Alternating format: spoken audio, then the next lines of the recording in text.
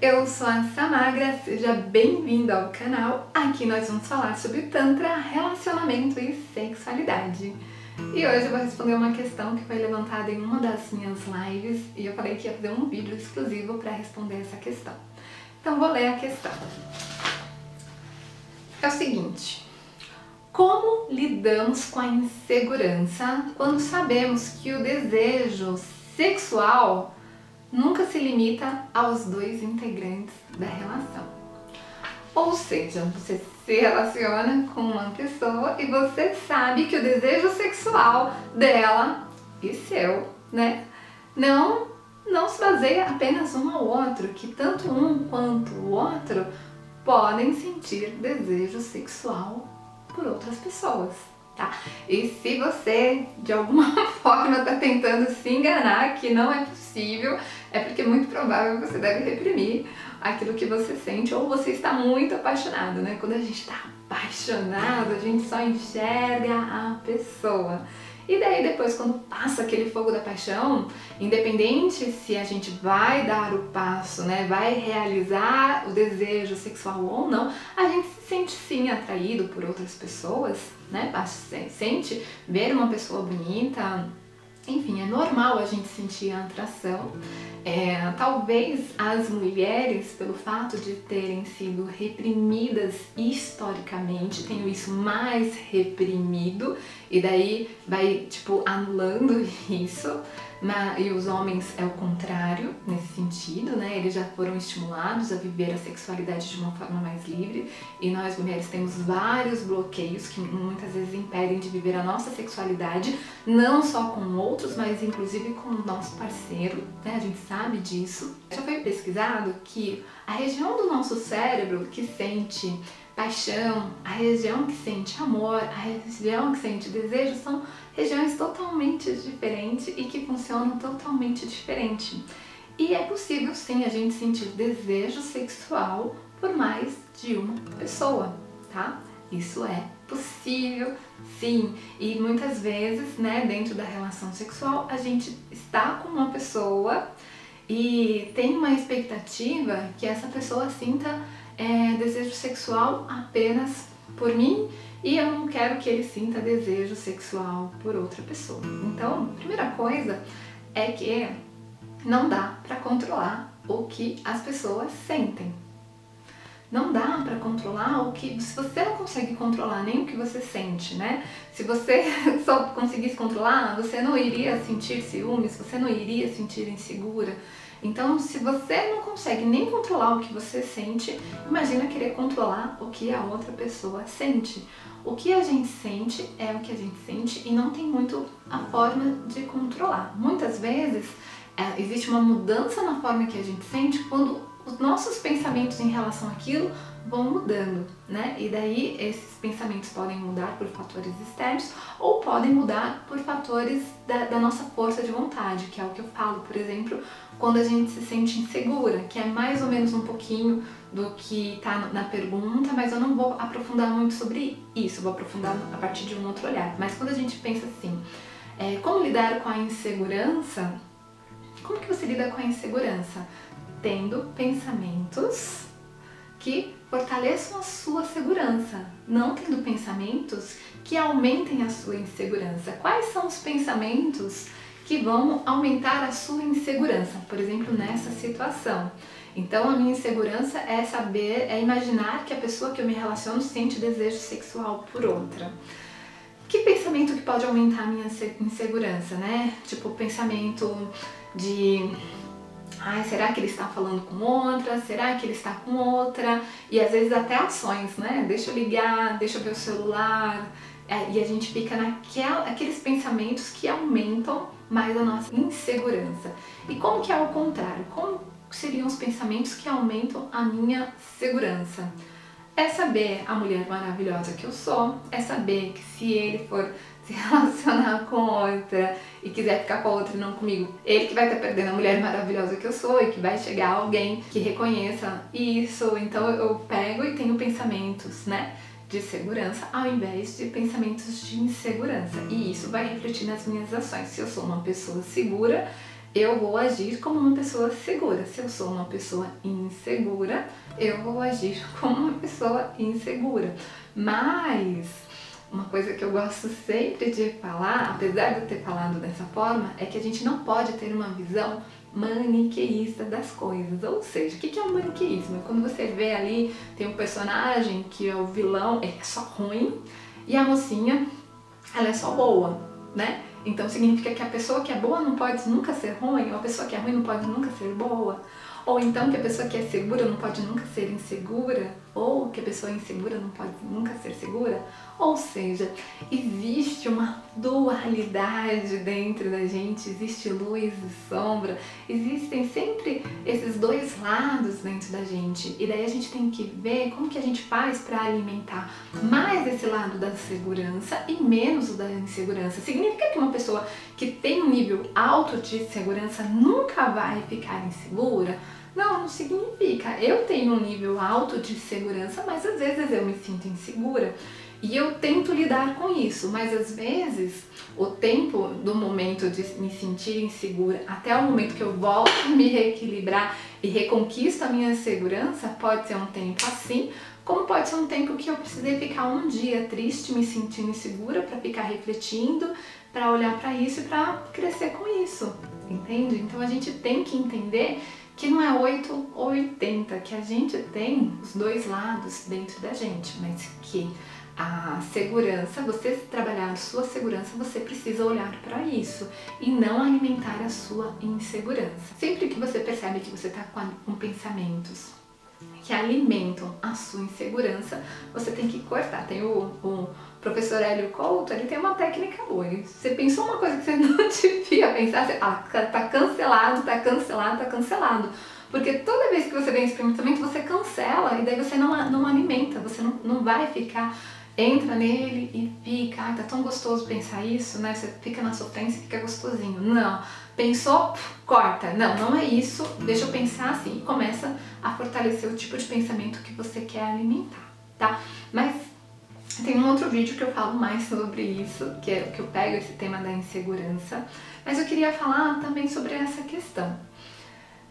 Você se sente insegura porque o outro sente desejo sexual. O primeiro ponto é que o desejo sexual todo mundo pode sentir por outras pessoas. O que vai pegar é a questão da ação, certo? Como que eu lido com isso? Eu, Samagra, eu acredito que as relações, elas devem ser livres. Eu acredito que a pessoa não tem que se reprimir para estar comigo. Quando eu estou na vida de uma pessoa, eu quero somar com a pessoa, eu quero contribuir. Eu não quero diminuir a vida dela, eu não quero que subtraia, eu não quero que ele seja menos para estar comigo, tá? Então, na minha visão, eu acho que as pessoas devem ser livres. Quanto mais a gente se reprime, menos a gente cresce. Quanto mais a gente se reprime, menos a gente vivencia as questões, e as questões elas ficam aqui dentro da gente e a gente não resolve. Então, eu acredito que as pessoas devem ser livres. No meu relacionamento anterior, eu também tinha um relacionamento livre e eu aprendi muito com isso. Então, por isso que eu tenho essa visão. Eu assisti e li muito a Regina Navarro. A Regina Navarro, ela vai falar muito sobre a história do amor e toda essa construção desses relacionamentos, nessa estrutura monogâmica, é uma construção social. Quando a gente para pensar, por exemplo, aqui no Brasil, os índios, antes de chegar à colonização, viviam livres, uma sexualidade livre, viviam nus, E de repente chega a colonização, chega a religião e começa a falar que tudo é errado, que tudo é pecado. Então existe muito essa questão de que foi colocado pra gente que tudo isso é errado, que tudo é pecado. E pra mim foi uma bênção na minha vida a oportunidade de ter vivido essa relação livre, de ter vivido a minha sexualidade de forma livre. E com isso eu aprendi e cresci muito com isso. Pra mim, o benefício de vivenciar, que é a questão do desejo sexual por outras pessoas, em um relacionamento foi algo que me acrescentou e que fez com que eu crescesse, porque eu parei de reprimir os meus desejos e dei vazão a eles. E quando eu dei vazão a eles, eu aprendi com eles e cresci com eles. No meu caso, chegou um momento em que não fazia mais sentido. E eu mantive o meu relacionamento, eu monogâmica no sentido de que por opção minha não tinha mais desejo de me relacionar com outras pessoas e ele livre para se relacionar com outras pessoas. E foi uma opção, porque eu não vejo realmente problema. Eu acredito que a pessoa tem que ser livre para vivenciar o que ela quiser, tá? Por quê? Porque eu já fui livre e isso não afetava o meu amor pela pessoa, pelo contrário, só aumentava. Quando você tem alguém do seu lado que te apoia, que quer ver você feliz, que não quer que você fique se anulando, que deixa você fazer tudo o que você quer, é o efeito contrário. Quem vivencia uma relação livre vai saber o que eu tô falando, tá? Somente vivenciando, porque é uma coisa que eu sei que vai chocar, é uma coisa que eu sei que é um tabu, mas só quem vivencia para saber. É que nem eu falo o Tantra. O Tantra, para nós, o nu é natural, o orgasmo é natural, o tocar no genital das pessoas que não têm relação é uma coisa muito natural, porque a gente vive a sexualidade num lugar que é sem maldade, que é sem sacanagem, que é um lugar de sagrado.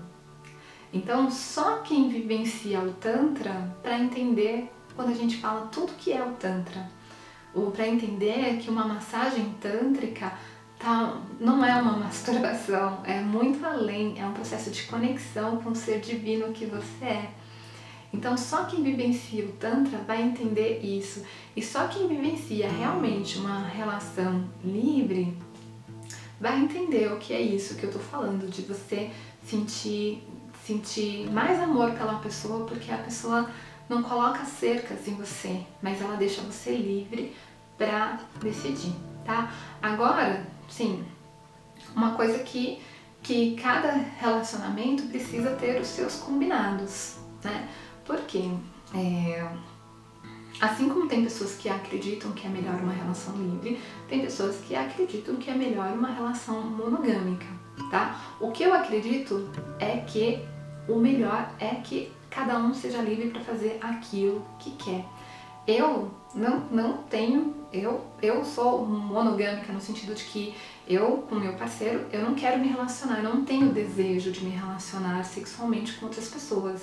Porque dentro da minha vivência, eu entendi que eu buscava o sexo para preencher carências, para ter uma relação de poder, para aumentar a minha autoestima, para aumentar o meu ego, e eu não quero me alimentar disso. Então eu quero me fortalecer de outras formas e não dessa forma. Então eu não quero mais. Mas eu não bloqueio o meu parceiro de se relacionar se ele assim quiser, porque eu sei os aprendizados que eu tive e se ele tiver que ter aprendizados em relação a isso, que ele tenha também. Mas assim como eu também, como que eu faço para não aumentar a minha insegurança? Eu prefiro não saber, né? Não ser compartilhado. Na minha antiga relação era tudo, a gente sabia um do outro, e às vezes era bom e às vezes não era. Então, para não passar por esse momento que às vezes não é, eu acho melhor não ficar sabendo. Então, se ele fizer alguma coisa, eu não quero, não é da minha conta. Não quero que ele compartilhe comigo. É a forma que eu mantenho a minha segurança, não acessando essas informações. Mas ele ciente que o que ele fizer eu amo do mesmo jeito e que o que importa é o que ele faz quando está comigo. O que ele faz quando ele não está comigo, eu quero que ele esteja feliz, que ele esteja bem, né? Mas isso é a forma que eu lido com isso, então respondendo essa questão, né? Mas se lidar dessa forma é algo assim muito surreal para você, volta para a questão do começo do vídeo que eu falei de pensar nos seus pensamentos que alimentem a sua segurança e não pensamentos que alimentem a sua insegurança, tá bom? Bom, é isso. Queria aproveitar e te convidar para o workshop Caminhos para a Intimidade. Ele está acontecendo essa semana desde segunda, são 3 aulas, as 3 aulas já estão liberadas e elas vão ficar disponíveis até amanhã, tá? Então se você ainda não se inscreveu para assistir esse workshop, se inscreve, o link tá aqui embaixo na descrição do vídeo, aproveita e assiste todos os 3 vídeos que eles estarão disponíveis até amanhã. O que eu falo nesse workshop? Eu falo como você desenvolve intimidade, como que você fala aquilo que você pensa, que você sente pro parceiro, sem esconder, sem ter que usar máscara, sem ter que ser um personagem, mas você mostrar realmente quem você é, o que você sente, que vocês possam ter uma conversa com intimidade, né? Sem ter que ficar dissimulando, fingindo. E aí também aprender a fazer os seus pedidos, que muitas vezes a gente cobra do outro como se fosse uma obrigação, e isso daí é totalmente disfuncional para as relações. Mas não há nada de mal em pedir. Cobrar, julgar, obrigar é diferente de pedir, né? Então que possa ter intimidade, que a gente possa conversar para desenvolver esse laço de confiança e de cumplicidade nas relações. Então se você quer aprender como desenvolver intimidade na sua relação, te convido para se inscrever para o workshop Caminhos para a Intimidade, link aqui embaixo na descrição do vídeo. É isso. Se você gostou do vídeo, curte, compartilha, assina o canal para acompanhar os próximos vídeos, me acompanha nas outras redes, no Instagram, no canal do Telegram, ativa o sininho para ser notificado sempre que subir um novo vídeo. E é isso. Gratidão e até mais!